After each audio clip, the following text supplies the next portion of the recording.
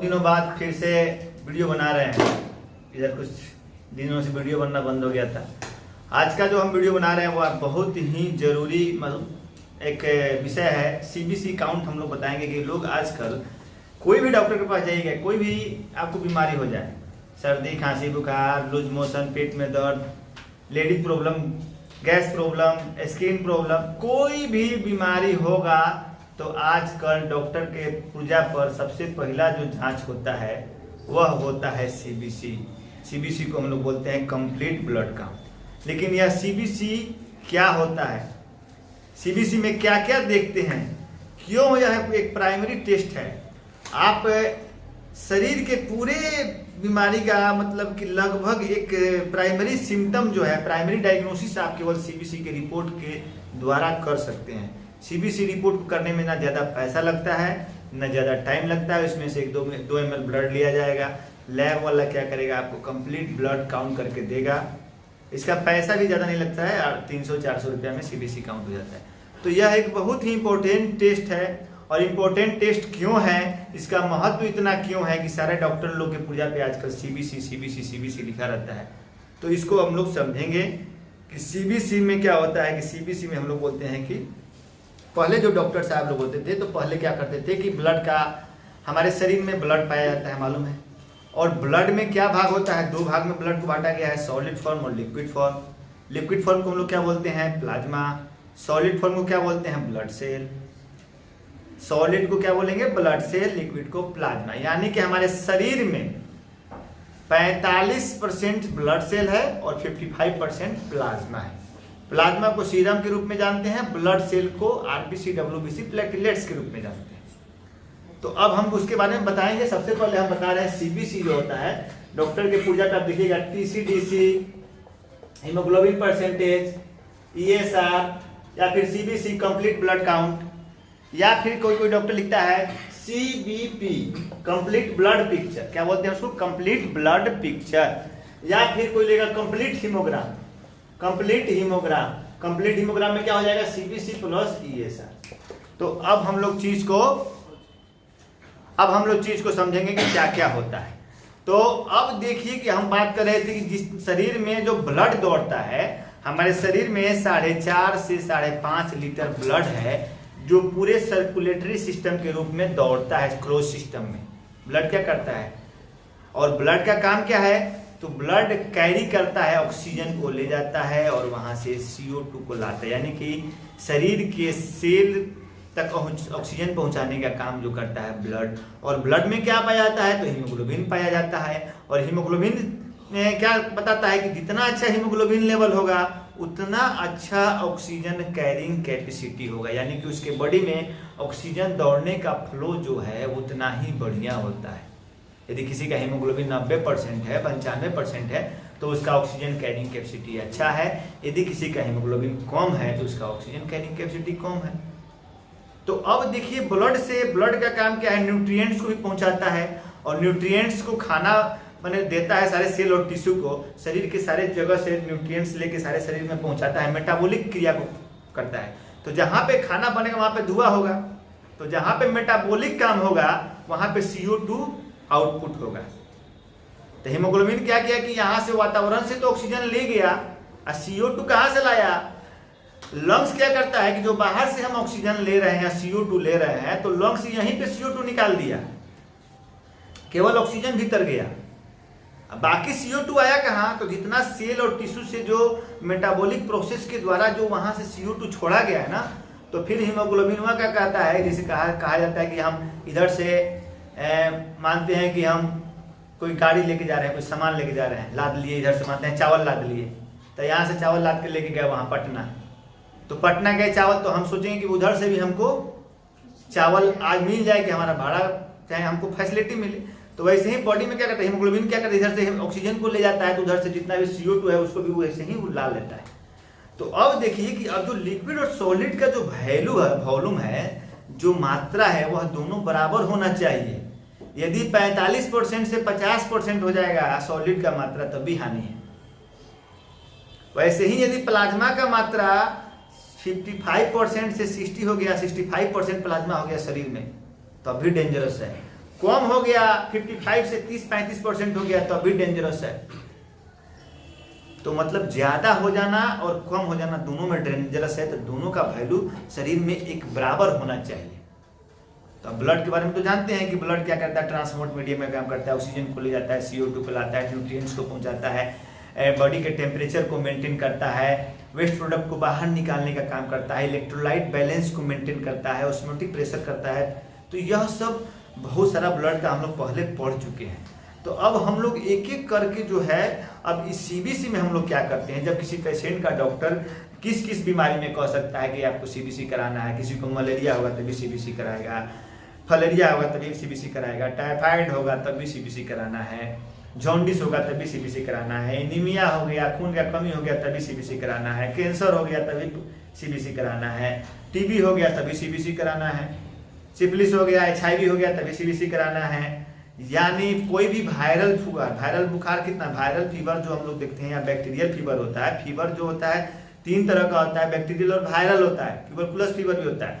तो बैक्टीरियल और वायरस जो बैक्टीरिया ऑर्गेनिज्म के चलते जो फीवर होता है, तो वो अभी जाके सबसे पहले कहाँ प्रहार करता है, तो सबसे पहले RBC को जब ब्लड में जाएगा, किसी भी चीज को जब हम लोग जितना भी पढ़ रहे हैं, माइक्रोबायोलॉजी, पैरासाइटोलॉजी, जो भी चीज पढ़ रहे हैं, तो सबसे पहले कोई भी जा रहा है तो सबसे पहले ब्लड के पास जा रहा है।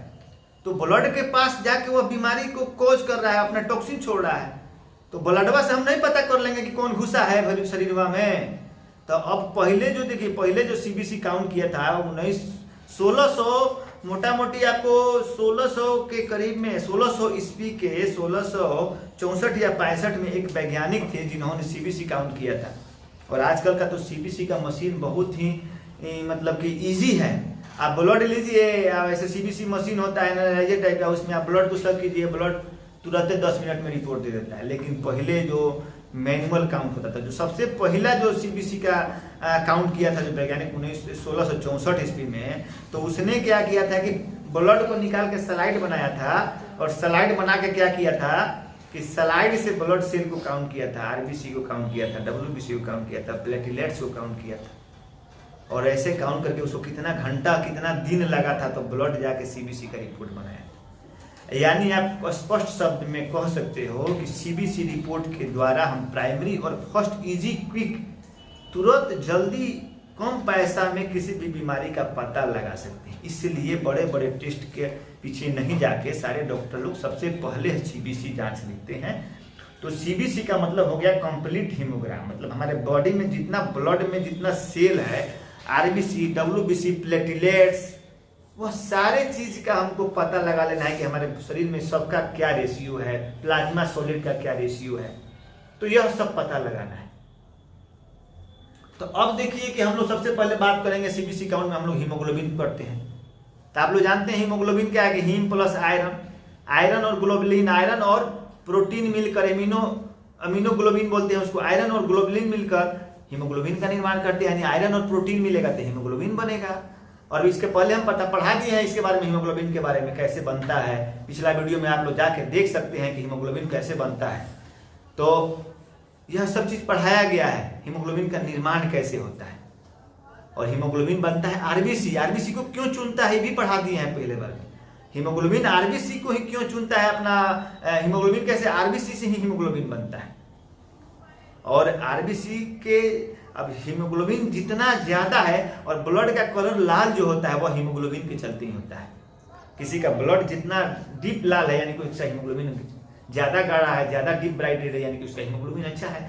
शरीर में हम लोग इसे बोल रहे हैं बैठे हुए हैं तो चेहरा लाल है, ओठ लाल है, आंख लाल है, रेडनेस जितना है यह हीमोग्लोबिन के अच्छा के चलते हैं। यदि हमारा हीमोग्लोबिन कम हो जाएगा तो क्या हो जाएगा, ये पीला हो जाएगा, उजला हो जाएगा, चेहरा पीला लगेगा, स्किन क्या हो जाएगा। किसी हीमोग्लोबिन कम वाले पेशेंट को तुम लोग दूर से ही देख के बता सकते हो उसके चेहरा पे लाइट नहीं है, पीलापन है, लगेगा कि एकदम उजला पीला टाइप का है, तो उसको हम लोग देख के बता सकते हैं कि उसके शरीर में हीमोग्लोबिन है। तो हीमोग्लोबिन का बहुत सारा, अब हीमोग्लोबिन जैसे घबराएगा तो हीमोग्लोबिन घबराएगा तो क्या हो जाएगा, शरीर में ऑक्सीजन कैरिंग कैपेसिटी कम हो जाएगा। और हीमोग्लोबिन लिंक है RBC से, तो हीमोग्लोबिन घबराएगा तो RBC भी घबराएगा, क्योंकि RBC ही हीमोग्लोबिन बनाता है। तो सब एक दूसरे से कोलिब्रेट किया हुआ है, एक दूसरे से मिला हुआ है। तो इसलिए हीमोग्लोबिन के द्वारा बहुत सारा, जैसे एनीमिया वाले पेशेंट को क्या हो जाता है, एनीमिया वाला पेशेंट को अगर हीमोग्लोबिन कम होने लगता है, उसमें क्या हो सकता है, तो हीमोग्लोबिन कम क्यों हो सकता है, या तो उसके बॉडी में आयरन नहीं बन रहा है, या तो उसके बॉडी में एल्बुमिन नहीं बन रहा है।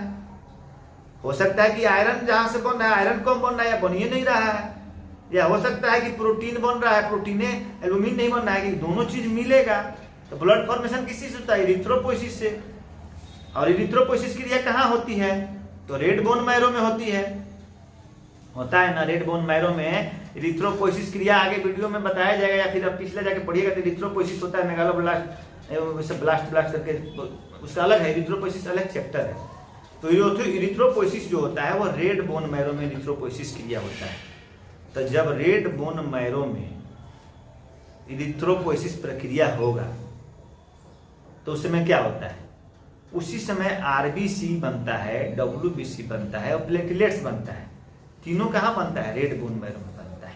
तो आरबीसी बनाने के लिए क्या होता है, किडनी से इरिथ्रोपोइटिन हार्मोन आता है। डब्ल्यूबीसी बनाने के लिए क्या होता है, लीवर से ल्यूकोपोइटिन हार्मोन आता है।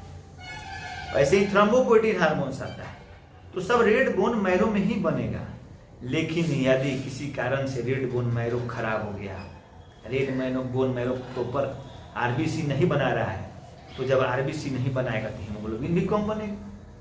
हमारे पास सामान रहेगा अपना खाने के लिए, तब ना तुमको खाना खिलाने के लिए देंगे। हमको खाना के लिए सामान नहीं होगा तो हम कहाँ से तुमको देंगे, हम रहेंगे तब ना किसी को खिलाएंगे। तो वैसे ही आरबीसी बनेगा तब ना हीमोग्लोबिन बढ़ाएगा।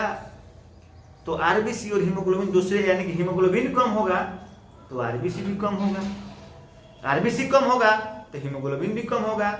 आरबीसी कभी कभी होता है ज्यादा बना दिया, किसी किसी कंडीशन में क्या है कि ब्लड सेल ज्यादा आरबीसी बना दिया, तो ज्यादा बनाना भी खतरनाक है। जैसे आरबीसी ज्यादा मात्रा में बनेगा क्या हो जाएगा, ब्लड सेल गाढ़ा होने लगेगा, प्लाज्मा सॉलिड का वॉल्यूम गड़बड़ाएगा, तो ब्लड हार्ट में ब्लड क्लॉट होने लगेगा। तो उसको बीमारी क्या बोलते हैं, पॉलीसाइथीमिया, जिसमें हीमोग्लोबिन जो है 20 ग्राम से, जनरल जो है आप पहले सबसे पहले समझेंगे हम लोग कि हीमोग्लोबिन के बारे में हम लोग इतना सभी हम लोग हीमोग्लोबिन आरबीसी का सीबीसी काउंट का सबसे पहला हम लोग पढ़ रहे हैं क्या है कि हीमोग्लोबिन है। तो हीमोग्लोबिन का नॉर्मल वैल्यू मेल में अलग होता है और फीमेल में अलग होता है। मेल में क्या होता है 12 से 16 ग्राम %, फीमेल में क्या होता है 12 से 14.5 ग्राम %। फीमेल और मेल में अंतर क्यों होता है, क्योंकि फीमेल को प्रत्येक महीना में मेंस्ट्रुएशन के द्वारा ब्लड का लॉस होता है, ठीक है। तो उसके चलते थोड़ा फीमेल में हीमोग्लोबिन कम होता है। अब मानते हैं कि किसी कारण से हीमोग्लोबिन आरबीसी कम बना। अच्छा, हीमोग्लोबिन बनता कैसे है, एक बार थोड़ा सा इस पे फिर हम लोग डिस्कस करते हैं। हीमोग्लोबिन बनता कैसे है, तो अब जान लीजिए कि हीम प्लस ग्लोबुलिन,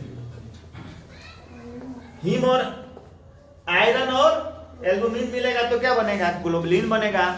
तो आयरन और एल्बुमिन कहां से लेता है, हीमोग्लोबिन बनाने के लिए आयरन और एल्बुमिन कहां से लेता है, तो समझो, जब इरिथ्रोपोइसिस क्रिया रेड बोन मैरो में होती है, रेड बोन मैरो में जब इरिथ्रोपोइसिस क्रिया होती है, तो जब इरिथ्रोसाइट बनता है, आरबीसी बनता है, तो उस समय क्या होता है कि पहले इमैच्योर, पागल है सब। अब देखिए, कोई भी हमारा जानते हैं कि हमारा शरीर जो है अनगिनत सेल से बना हुआ है। ब्रेन जो है, ब्रेन की सबसे छोटी इकाई क्या है, न्यूरॉन सेल है सबसे छोटी स्ट्रक्चर। तो वैसे ही नेफ्रॉन है, सारा सेल से मिलकर बॉडी का निर्माण हुआ है। तो अब जब आरबीसी का सेल जब रेड बोन मैरो में इरिथ्रोपोइसिस क्रिया में जब बनने जाएगा, तो आरबीसी पहले क्या होता है, इमैच्योर सेल होता है। आरबीसी में क्या होता है, अभी निर्माण नहीं हुआ है। आप लोग एनीमिया पढ़ा है, मैच्योर सेल ज्यादा बनने लगता है, मैच्योर सेल ज्यादा बनने लगता है, किस तरह का एनीमिया होगा, अब इसमें उतना हम डिस्कस नहीं करेंगे।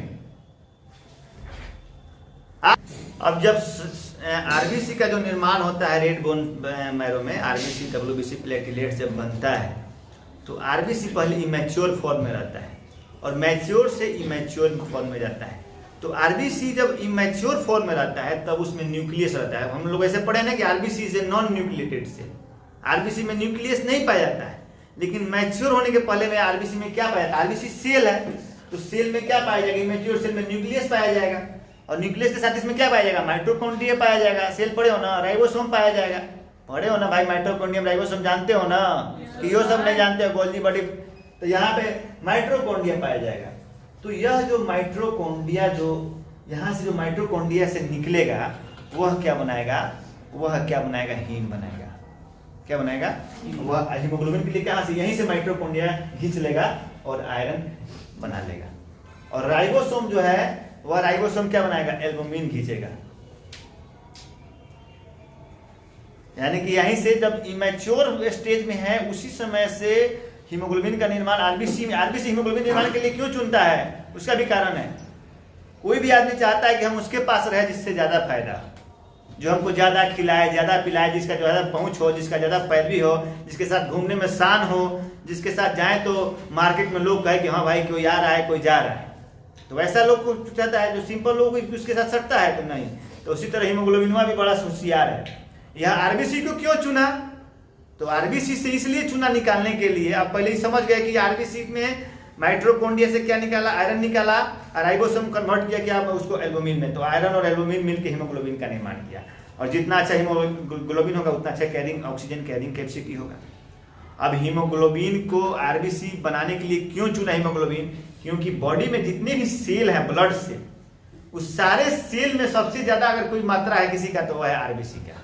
यही 90% पूरे बॉडी के ब्लड सेल को यही कैप्चर किया। कितना वैल्यू है, 4.5 से 5.5 मिलियन, मतलब 45 से 46 लाख पर cubic MM of blood. Platelets में जाइए तो 1.5 लाख से 4 लाख है। और सब में अरे यार कहाँ बोल रहे थे यार। आरबीसी का मात्रा अधिक है पूरे बॉडी में, 45 से 55 लाख पर क्यूबिक एमएम ब्लड है। इसके चलते हीमोग्लोबिन भी क्या करता है कि सोचता है कि भाई इसके पास संख्या ज्यादा है और इसके साथ हम रहेंगे, यानी कि पूरे ब्लड का जो कैरी क्लोज सिस्टम में रनिंग कर रहा है, इस सब जगह आरबीसी हमको मिल जाएगा, कहीं से खोजना नहीं पड़ेगा।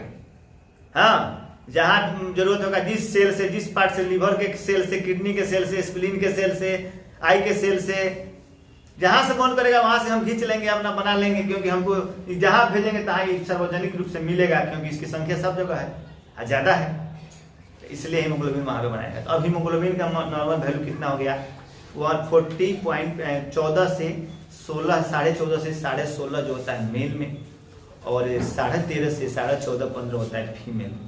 तो मेल से फीमेल का कम होता है।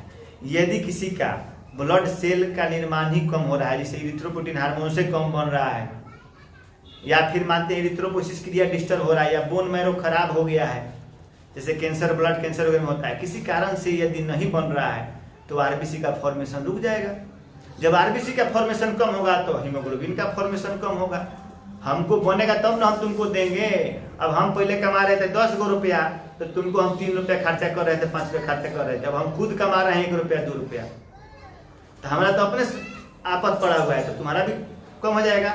तो वैसे ही है, तो आरबीसी जब कम होगा तो हीमोग्लोबिन कम होगा। तो आरबीसी का कम बहुत सारी बीमारी होता है, जैसे एक्यूट ब्लड का लॉस हो गया, या फिर कैंसर हो गया, या फिर ट्यूबरकुलोसिस हो गया, फिर या लीवर का कोई प्रॉब्लम हो गया, फिर या किडनी का प्रॉब्लम हो गया, या फिर कोई इन्फेक्शन हो गया, फिर या कोई HIV हो गया, या कोई एनीमिया हो गया। इस कंडीशन में आरबीसी की हीमोग्लोबिन की मात्रा घटते चली जाएगी। और हीमोग्लोबिन की मात्रा जब 5 ग्राम से नीचे आ जाएगी तो वह पेशेंट को क्रिटिकल हो जाता है। क्रिटिकल मतलब कि वह पेशेंट खतरा हो जाएगा, वह मरीज कभी भी ढुलक सकता है, कभी भी उसका टीनी बढ़ाक हो सकता है। तो 5 ग्राम से नीचे आने पर भी टीनी बढ़ाक हो सकता है, और 20 ग्राम से ऊपर जाने पर भी बढ़ाक हो सकता है।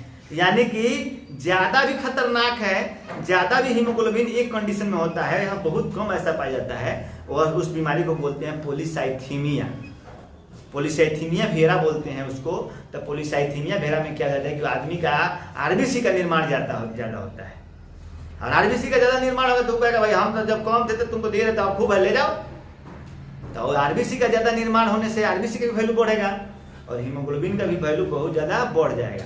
तो हीमोग्लोबिन कितना में चला जाएगा, 16 ग्राम से एक बार चला जाएगा 20 ग्राम, 20 ग्राम 21 ग्राम हो गया। जब 20 ग्राम 21 ग्राम हो गया तो मल्टीपल ऑर्गन फेल्यूर करने लगेगा, क्योंकि वो जाके ज्यादा जो कि मट के उजाड़, ज्यादा खाना भी हानि है और कम खाना भी हानि है।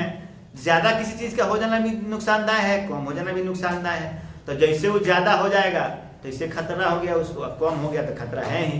यानी कि अब हम लोग स्पष्ट समझ में सके, हीमोग्लोबिन का रिपोर्ट देख के हम लोग क्या समझ गए कि यदि हीमोग्लोबिन 8 ग्राम 9 ग्राम 10 ग्राम है तो कारण का पता लगाएंगे, 5 ग्राम से कम है तो उसको तुरंत ब्लड ट्रांसफ्यूजन कराएंगे, नहीं तो मरीज को कुछ भी हो सकता है। तो इस चीज पे निगरानी करते रहना है कि 5 mg पर DL से हीमोग्लोबिन कम हो रहा है तब क्रिटिकल है, 20 से ज्यादा हो रहा है तब क्रिटिकल है। 20 पॉलीसाइथेमिया केस में होता है और 5 से नीचे एनीमिया के केस में होता है, कैंसर के केस में होता है, HIV के केस में होता है, मलेरिया के केस में होता है। तो यह सब चीज पर ध्यान देना जरूरी है। अब हम लोग हीमोग्लोबिन से पता कर लिए कि भाई उसका शरीर का तंदुरुस्ती कैसा है, तुरंत पता लग गया कि ब्लड कहीं कोई ऐसा बैक्टीरिया वायरस तो नहीं गया है जो उसके ब्लड के सेल को रप्चर कर रहा है, या RBC फॉर्मेशन ब्लड का ठीक तो नहीं हो रहा। अब हीमोग्लोबिन के द्वारा हम लोग बहुत सारी बीमारी पे इंडिकेट कर सकते हैं कि एक्यूट अगर इसका हीमोग्लोबिन गिरा है तो क्यों गिरा है, इसका इरिथ्रोपोइसिस क्रिया तो डिस्टर्ब नहीं हो रहा है, इसका बोन मैरो तो डिस्टर्ब नहीं है, या कोई इन्फेक्शन तो नहीं है, या फिर कहीं से ब्लड का लॉस तो नहीं हो रहा है। तो यह सब के द्वारा हम उसके फिजियोलॉजिकल कंडीशन को पता लगा सकते हैं। तो अब हम बात कर रहे थे हीमोग्लोबिन के बाद में, अब हीमोग्लोबिन के बाद में हम लोग आएंगे टोटल RBC काउंट के बाद। तो टोटल RBC काउंट हम लोग जो करते हैं तो उसका नॉर्मल वैल्यू होता है कितना, 4.5 से 5.5 मिलियन पर क्यूबिक mm ऑफ ब्लड। तो यह होता है फीमेल में। मेल में भी इसमें भी ज्यादा होता है, 4 मिलियन से 6 मिलियन तक मेल में होता है। तो टोटल RBC काउंट कर हम लोग सबसे पहले कोई CBC का रिपोर्ट आएगा तो 3 रिपोर्ट हम लोग पहले देखेंगे, PCV, CBC हीमोग्लोबिन और RBC। उसके बाद हम लोग TCDC से भी देख सकते हैं, बहुत सारा चीज पता लगा सकते हैं। तो अभी तो हम लोग यहीं पे देख रहे हैं हीमोग्लोबिन के बाद RBC। अब RBC का काउंट बढ़ गया है, हीमोग्लोबिन का भी काउंट बढ़ा हुआ है, तो हम लोग सीधे जाएंगे कि पॉलीसाइथेमिया की तरफ मरीज जा रहा है। RBC का काउंट घट गया है तो हीमोग्लोबिन का भी काउंट घट रहा है। तो दोनों कंडीशन में कभी कभी क्या होता है कि RBC का काउंट ठीक रहेगा, हीमोग्लोबिन का काउंट घट जाएगा। कभी कभी क्या होगा कि RBC हीमोग्लोबिन का काउंट ठीक रहेगा, RBC काउंट घट जाएगा। तो यह भी एक आगे कंडीशन है, उसको भी हम लोग धीरे धीरे समझेंगे। तो अब RBC टोटल RBC के द्वारा हम लोग पता लगा सकते हैं कि शरीर में RBC की मात्रा कैसे है, आयरन डिफिशियंसी एनीमिया तो नहीं है, या फिर कोई क्रोनिक ब्लड लॉस तो नहीं है। तो यह सब चीज का हम लोग रूल्ड आउट कर सकते हैं। अब इसके साथ एक और महत्वपूर्ण टेस्ट होता है PCV। PCV का नाम है क्या, packed cell volume. Packed cell volume मतलब इसमें हम लोग देखते हैं, अब इसमें क्या देखते हैं समझिए। PCV जांच का जो होता है, PCV जो सेल होता है पैक्ड सेल वॉल्यूम होता है, और PCV का नॉर्मल वैल्यू नॉर्मल रेंज क्या होता है कि उसका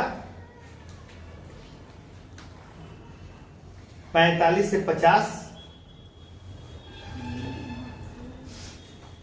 PCV का क्या होता है 40 से 55 होता है PCV का, 40 से 55 होता है PCV का। PCV होता है क्या कि पैक्ड सेल वॉल्यूम। अब इसमें हम लोग क्या देखते हैं कि पैक्ड सेल वॉल्यूम का मतलब हुआ कि हमारा ब्लड जो है सॉलिड और लिक्विड फॉर्म में है, सॉलिड और लिक्विड फॉर्म में है। तो सॉलिड और लिक्विड फॉर्म जो होता है, तो PCV में हम लोग क्या देखते हैं कि सॉलिड और लिक्विड फॉर्म में जो है ब्लड में जो सेल पाया जाता है 45% क्या है सॉलिड फॉर्म में है, अब 55% लिक्विड फॉर्म में है। लिक्विड को प्लाज्मा मानते हैं, प्लाज्मा को सीरम के रूप में देखा जाता है, और ब्लड सेल में RBC WBC प्लेटिलेट्स होता है। तो अब हम लोग देखिए कि यह जो PCV क्या होता है पैक्ड सेल वॉल्यूम, यह दोनों के रेशियो को 45 और 50 के रेशियो में है कि नहीं है, बढ़ घट तो नहीं रहा है, इसका चीज ही बताता है। तो यह भी हमारे लिए जरूरी है, क्योंकि ज्यादा रेशियो बढ़ेगा तभी घातक है।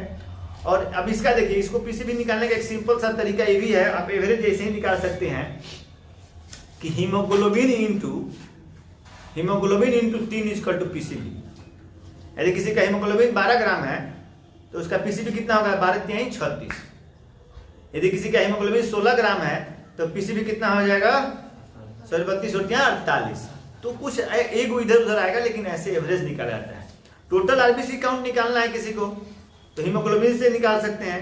ऐसे हीमोग्लोबिन अगर 12 ग्राम है तो हीमोग्लोबिन भागा 3, 12 ग्राम है तो 12 भागा 3, 4 मिलियन, 40 मिलियन 4 मिलियन यानी 40 लाख RBC। मैंने ये एवरेज एक कंप्लीटली निकाल सकते हैं। लेकिन अब तो CBC मशीन है, वह पूरा क्या करता है, निकाल के दे देता है। तो हम लोग PCV समझ गए कि PCV कब होता है कि दोनों सॉलिड और लिक्विड फॉर्म को प्लाज्मा वॉल्यूम का PCV packed cell volume concentration के बारे में बताता है। टोटल RBC कितना निर्माण हुआ, RBC का वैल्यू बताता है कि शरीर में टोटल RBC कितना है। टोटल आरबीसी की मात्रा में शरीर में 4.5 to 5.5 मिलियन क्यूबिक पर एमएम ब्लड है, तो उससे कम है कि ज़्यादा है। हीमोग्लोबिन समझ लिए। अब सीबीसी में से हम लोग 3 चीज समझ लिए, हीमोग्लोबिन, आरबीसी और पीसीबी समझ लिए। अब हम लोग आएंगे, अब आरबीसी से ही जुड़ा हुआ जितना भी चीज है एमसीबी होता है। एमसीबी का नॉर्मल क्या होता है वैल्यू 80 से 100। एमसीएससी तो मीन कॉर्पसल वॉल्यूम जो होता है, मीन कॉर्पसल वॉल्यूम क्या होता है कि एमसीबी जो होता है कि जो आरबीसी का निर्माण जो हुआ सेल में, तो उसमें वॉल्यूम पूरा बराबर मात्रा में, हीमोग्लोबिन का वॉल्यूम प्रॉपर मात्रा में है कि नहीं उसका चेक होता है। और एमसीएच क्या होता है, मीन कॉन्सेंट्रेट हीमोग्लोबिन है और इसका ये रेशियो है। अब हम लोग तीसरा जो मेन चीज हम लोग उसके बाद हम लोग आएंगे तो डब्ल्यूबीसी सेल काउंट करेंगे। और क्या करेंगे, डब्ल्यूबीसी में 2 तरह का सेल काउंट करते हैं। एक करते हैं क्या हम लोग सीबीसी में, हम लोग क्या क्या काउंट किए, हम लोग सीबीसी में काउंट किए कि तुमको टोटल आरबीसी काउंट किए, हीमोग्लोबिन काउंट किए, पीसीबी काउंट किए, एमसीबी काउंट किए, एमसीएच काउंट किए। तो हीमोग्लोबिन का कॉन्सेंट्रेशन ही बताता है ये सब। अब और उसके बाद हम लोग क्या करेंगे, प्लेटलेट्स काउंट करेंगे और डब्ल्यूबीसी काउंट करेंगे। अब हमें बताए हुए हैं कि डब्ल्यूबीसी का अहम रोल है शरीर में। डब्ल्यूबीसी के द्वारा हम बहुत सारे बीमारियों का पता लगा सकते हैं और प्लेटलेट्स का भी अहम रोल है, तो प्लेटलेट्स के द्वारा ही बहुत सारी बीमारियों का पता लगा सकते हैं। तो हम लोग सबसे पहले डब्ल्यूबीसी में आएंगे। तो डब्ल्यूबीसी में 2 तरह का सेल काउंट किया जाता है। एक होता है total count, total leucocyte count. तो टोटल ल्यूकोसाइट काउंट जो होता है उसका नॉर्मल वैल्यू कितना होता है, 4000 से 11000 होता है। डब्ल्यूबीसी का टोटल काउंट होता है। तो इसका मात्रा बढ़ जाना और घट जाना भी बता दिया गया है पहले कि किस किस बीमारी में घटता बढ़ता है। जनरली कोई भी शरीर में इन्फेक्शन होगा, एक्यूट इन्फेक्शन होगा, क्रोनिक इन्फेक्शन होगा, तो टोटल ल्यूकोसाइट काउंट बढ़ेगा। एनी फीवर में, एनी इन्फेक्शन में, एनी डिजीज में बढ़ेगा। और ब्लड कैंसर में तो यार टोटल ल्यूकोसाइट काउंट जो होता है 1 लाख तक चला जाता है। और घटेगा कब, पैरासाइटिक इन्फेक्शन में घटेगा टोटल ल्यूकोसाइट काउंट। जैसे मलेरिया में, कालाजार में, इस सब में घटेगा। तो टोटल ल्यूकोसाइट काउंट करके हम लोग क्या कर सकते हैं कि इसका हम लोग पता लगा सकते हैं। अब डब्ल्यूबीसी का सेल का हम पता लगा लिए, घट रहा है तो क्या बीमारी हो सकता है, बढ़ रहा है तो क्या बीमारी हो सकता है। अब दूसरा में जाएंगे तो हम लोग इसका डिफरेंशियल काउंट करेंगे। अब डिफरेंशियल काउंट में हम लोग क्या कर सकते हैं कि डिफरेंशियल काउंट में हम लोग अलग अलग चीज पता लगा सकते हैं। अब डिफरेंशियल काउंट में क्या कर देंगे, हम जानते हैं कि डब्ल्यूबीसी का जो होता है 5 सेल होता है, 5 सेल होता है डब्ल्यूबीसी का। अब 5 सेल में क्या क्या सेल होता है, तो न्यूट्रोफिल होता है, मोनोसाइट होता है, बेसोफिल होता है, लिम्फोसाइट होता है। तो अभी देखिए इसको हम लोग करने दें, इसमें जो हम लोग काउंट करते हैं तो 2 तरह का सेल काउंट करते हैं, ग्रेनुलोसाइट और एग्रेनुलोसाइट। यानी जिसमें ग्रेन्यूल्स है, जिसमें लोब है, जिसमें ग्रेन्यूल्स है उसको हम लोग ग्रेनुलोसाइट बोलते हैं। जिसमें ग्रेन्यूल्स नहीं है उसको हम लोग एग्रेनुलोसाइट बोलते हैं। तो अब हम लोग बात करेंगे ग्रेनुलोसाइट सेल का, तो उसमें हम लोग न्यूट्रोफिल काउंट करते हैं। तो न्यूट्रोफिल का नॉर्मल वैल्यू क्या होता है, न्यूट्रोफिल क्या है कि ग्रेन्यूल पाया जाता है उसमें, और इसमें 3 से 5 लोब पाया जाता है इसके सेल में। न्यूट्रोफिल का जो सेल होता है उसमें 3 to 5 लोब्स पाए जाते हैं और फाइन ग्रेन्यूल्स पाए जाते हैं। तो न्यूट्रोफिल का काम क्या है शरीर में, वह क्या करता है, फैगोसाइटोसिस करता है। यानी कोई भी बाहरी इन्फेक्शन हमारे शरीर में आक्रमण करता है तो सबसे पहले लड़ने का उसका काम कौन करता है कि लिम्फोसाइट करता है। और लिम्फोसाइट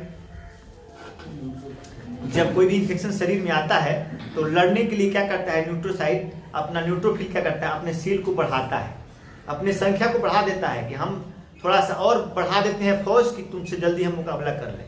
तो जब हम सीबीसी काउंट करते हैं और जब हमको न्यूट्रोफिल ज़्यादा बढ़ा हुआ मिलता है तो ये हमको पता लग जाता है कि न्यूट्रोफिल जो बढ़ा हुआ है, यानी कि कोई एक्यूट इन्फेक्शन, तुरंत कोई ना कोई इन्फेक्शन शरीर में लगा है और हमारे शरीर के न्यूट्रोफिल की संख्या बढ़ी है, यानी शरीर ने न्यूट्रोफिल की संख्या बढ़ाया है, यानी कोई ना कोई शरीर में हमारे इन्फेक्शन आ गया है। अब हम लोग उसको सिम्टोमेटिक उस इन्फेक्शन को पता लगाने का प्रयास करेंगे कि वह मलेरिया का इन्फेक्शन है, कि कोरोना का इन्फेक्शन है, कि किस चीज़ का इन्फेक्शन है, कि अपेंडिक्स का इन्फेक्शन है, कि वह टॉन्सिलाइटिस का इन्फेक्शन है, कि अपर रिस्पिरेटरी ट्रैक्ट इन्फेक्शन है, कि लोअर रिस्पिरेटरी ट्रैक्ट इन्फेक्शन है, कि यूटीआई इन्फेक्शन है, कि क्या है, या गायनोलॉजिकल इन्फेक्शन है। कोई भी इन्फेक्शन है या एब्डोमिनल इन्फेक्शन है या फूड पॉइजनिंग, जो भी इन्फेक्शन है वह कोई भी इन्फेक्शन शरीर में आएगा तो फैगोसाइटोसिस, न्यूट्रोफिल की संख्या बढ़ जाएगी। न्यूट्रोफिल क्या करता है, फैगोसाइटोसिस क्रिया करता है और इसका नॉर्मल वैल्यू कितना होता है, 40 से 70% होता है। तो अब हम लोग यहाँ न्यूट्रोफिल का संख्या बढ़ रहा है अगर हमारा सीबीसी रिपोर्ट में, तो हमको सतर्क होने की जरूरत है कि हो सकता है कि न्यूट्रोपिनिया के बारे में बताया है पिछले वीडियो में। तो न्यूट्रोपिनिया किस कंडीशन में होता है, ये जो न्यूट्रोफिल की संख्या बढ़े उसको न्यूट्रोपिनिया बोलेंगे। तो यह चीज हम लोग ब्लड सेल सीबीसी रिपोर्ट से पता कर सकते हैं। अब हम अगला सेल में आएंगे, इस्नोफिल। इस्नोफिल भी ग्रेन्यूल्स वाला सेल है। इसमें क्या होता है, ग्रेन्यूल्स पाया जाता है और इसमें 2 से 3 लोग पाया जाता है। और इस्नोफिल का काम क्या है कि डिटॉक्सिकेशन करता है, यानी कि कोई भी शरीर में टॉक्सिन सब्सटेंस आएगा तो यह भी टॉक्सिन रिलीज करेगा और दोनों टॉक्सिन मिलेगा तब भड़ाम से भड़क जाएगा, डिटॉक्सिकेशन हो जाएगा। तो कोई भी एलर्जिक इन्फेक्शन शरीर में हो जाएगा, जैसे स्किन में रैश हो गया, चकत्ता हो गया, वार्म इन्फेक्शन हो गया, कोई भी शरीर में इन्फेक्शन हो जाएगा तो वह क्या हो जाएगा कि इस्नोफिलिया बढ़ेगा।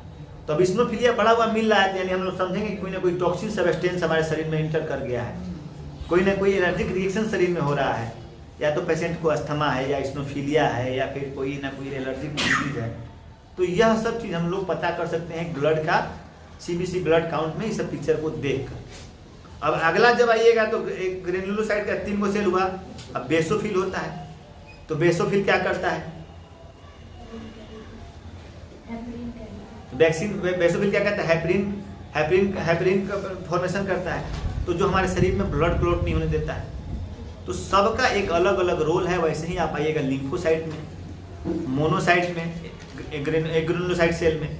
तो लिम्फोसाइट क्या करता है, लिम्फोसाइट का काम क्या है कि लिम्फोसाइट बनाता है, टी लिम्फोसाइट, बी लिम्फोसाइट। यह हमारे इम्यून सिस्टम को मजबूत करता है, यह एंटीबॉडी बनाता है। एंटीबॉडी क्या होता है कि शरीर से एंटी मतलब कि प्रोटेक्शन के लिए आपको, जैसे कैसे होता है कि आपको बॉडीगार्ड चाहिए, तो हमारे शरीर का बॉडीगार्ड कौन है, तो टी लिम्फोसाइट, बी लिम्फोसाइट क्या होता है, यह लिम्फोसाइट बनाता है। तो लिम्फोसाइट कब बढ़ता है, जब कोई क्रोनिक इन्फेक्शन होगा। ये एक्यूट और क्रोनिक चीज को समझना पड़ेगा। कोई बीमारी यदि एकाएक तुरंत हुआ और सडन हुआ तो यह एक्यूट कहलाएगा, और कोई बीमारी यदि बहुत दिनों से धीरे धीरे से आदमी, हमारे शरीर में कोई बीमारी है और उसको हम इग्नोर कर रहे हैं, वो हमारे शरीर पे हावी होते जा रहा है, तो दिस इज क्रोनिक कहलाएगा। जैसे ट्यूबरकुलोसिस वाले पेशेंट में, गठिया वाले पेशेंट में, कोई भी बड़ा जैसे कैंसर वाले पेशेंट में, इस सब में क्या हो जाएगा, शरीर का एंटीबॉडी जो तैयार किया वो एंटीबॉडी लड़ते लड़ते थक गया, वो अपने संख्या को बढ़ा दिया, ज़्यादा संख्या उसका बढ़ गया। तो इससे हमको पता लग जाएगा कि कोई बीमारी एक्यूट है कि क्रोनिक है, किस तरह का इन्फेक्शन है। तो लिम्फोसाइट का इसका रोल है। वैसे ही मोनोसाइट का क्या है, सेक्रेवेंजर्स का रोल है। क्या होता है कि यह कैंसर वगैरह कंडीशन में बढ़ा रहता है। तो सेक्रेवेंजर माइक्रोफेजेस का काम करता है। वह क्या, जब न्यूट्रोफिल काम करना बंद कर देता है तो वह अपना भेज के वो ज़्यादा बैक्टीरिया को मारने का काम करता है। तो इस तरह हम लोग WBC के टोटल ल्यूकोसाइट काउंट से और डिफरेंशियल ल्यूकोसाइट काउंट से हमने बहुत तरह की बीमारी का पता लगा लिया। प्राइमरी बहुत सारे डिजीज को डायग्नोस कर सकते हैं।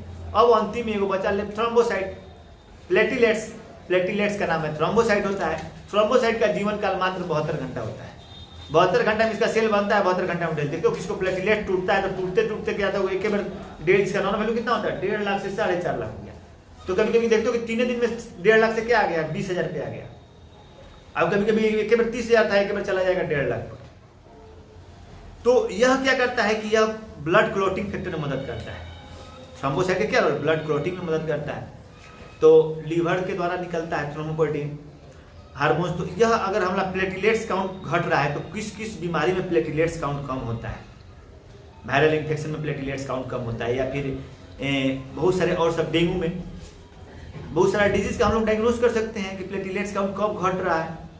तो इस तरह आप केवल सीबीसी का रिपोर्ट पता करके आप 50 को बीमारी का पता लगा सकते हो, इनिशियल बीमारी को डायग्नोस कर सकते हो कि किस तरह का बीमारी है, किस तरह की बीमारी से हमारा शरीर फंस रहा है, और उस पर आगे और जांच में जा सकते हो, उसका ट्रीटमेंट करने में आसानी हो जाएगा। इसलिए सारा डॉक्टर लोग सबसे पहला जो चॉइस होता है वो सीबीसी होता है, कंप्लीट ब्लड टेस्ट काउंट होता है। तो आज आप लोगों ने जाना कि कंप्लीट ब्लड टेस्ट क्या होता है। कंप्लीट ब्लड टेस्ट का जो होता है, हीमोग्लोबिन का नॉर्मल वैल्यू 13.5 से 16.5 ग्राम % होता है। दूसरा आरबीसी, टोटल आरबीसी का जो वैल्यू होता है वह कितना होता है, वह 4.5 से 5.5 मिलियन पर क्यूबिक एमएम ऑफ ब्लड होता है।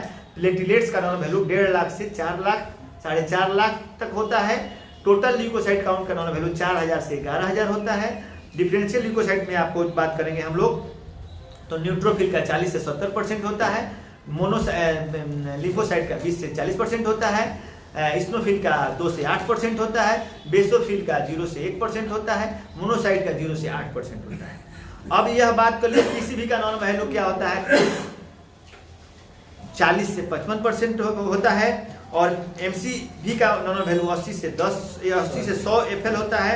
MCH का नॉर्मल वैल्यू 28 से 32 PG होता है। MCSC का नॉर्मल वैल्यू 32 से 36% होता है।